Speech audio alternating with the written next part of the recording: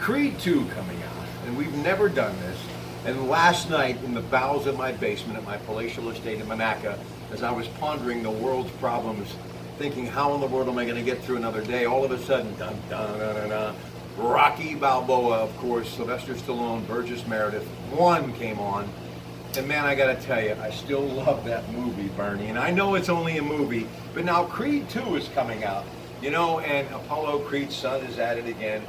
Dolph Lundgren coming back, just your thoughts about that whole trilogy. And for fight fans, as hokey as it might be, it just makes you feel as though it's worth trying to climb those steps one more time. I love it. Well, it's good theater, I guess, fun to watch. He's in pretty good shape, though, this guy. Yeah. I mean, come on. I'd love to have one of those biceps. Are you kidding me? Well, you'd have to do what he's doing to get those biceps. That ain't going to happen, man. I don't have enough time in the day. Plus, I enjoy Pizza Joe's too much. Yeah. But what do you think? Some great fight movies that we've seen in our lives. Somebody up there likes me about Rocky Russian. One of my favorite of all time. Yeah. Other ones that come to mind? I mean, Raging Bull, obviously.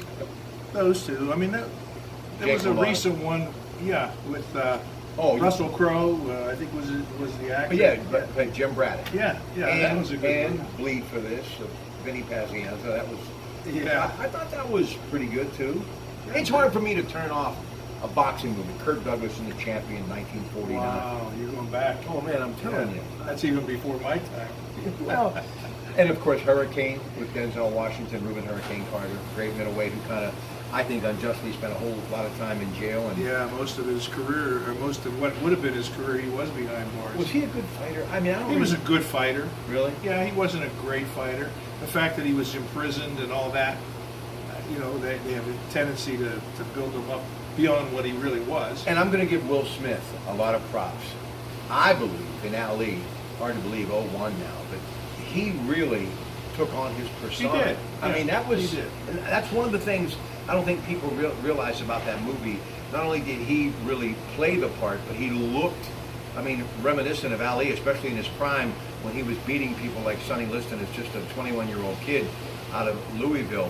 That's a movie that doesn't get enough props. But you know what? I think if you look at boxing for what it is drama for the most part. Yeah. Well, Larry Merchant once said that boxing was the theater of the unexpected. And so many of the fights that I've seen, you've seen, have an unusual ending or something that goes on. How about the Fan Man in the Evander Holyfield, I forget who it was, when he was fighting in Las Vegas, and the guy flew in with a parachute. Riddick Bowe. Riddick Bowe. Yeah. I mean, where's that going to happen in any other sport? I don't know, folks. I think I've had a seat or two at that theater that you're talking about. The unexpected. Listen, I'm going to let you go. We mentioned Muhammad Ali, and I have to talk about him. What really made him the athlete that, in my opinion, imitated, never duplicated, and I still believe, there is no argument, the greatest pound for pound fighter of all time. There's been great ones, Sugar Ray Leonard, many of them, but nobody like Muhammad Ali.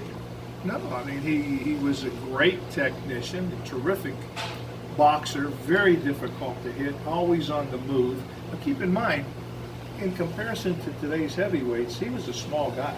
6'3", 212. And these fellas today are 6'6", 6'7". You got a guy fighting who's 6'8", weighs 260. Tyson Fury. That's a big man. I think he's 6'9" or 10. So that's a whole different game. And when they asked Tyson after he got knocked out by Lennox Lewis if he would like to fight him again, he says, "No, I'm done. These guys are just too big." So Ali was a mid-sized heavyweight, but he was an outsized technician, and the guy could take a punch. Ooh.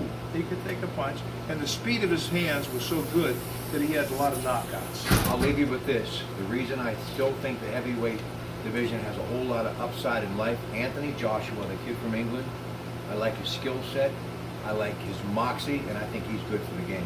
He's good for the game. So's Wilder, although I'd like to see Wilder be less wild than he is in his interviews. I think he punches harder than any heavyweight in that division today, and I think he knocks out anybody that he fights in the next couple of years. Next Tuesday, Tommy Ankello's World Class Boxing. We will be there. I'll be talking about this fight again, Canelo Alvarez and Golovkin. It's Friday the 15th HBO pay-per-view. Bernie Vukovic, Rock Rat from Pizza Joe's, where everybody goes in Beaver, Pennsylvania. Good night.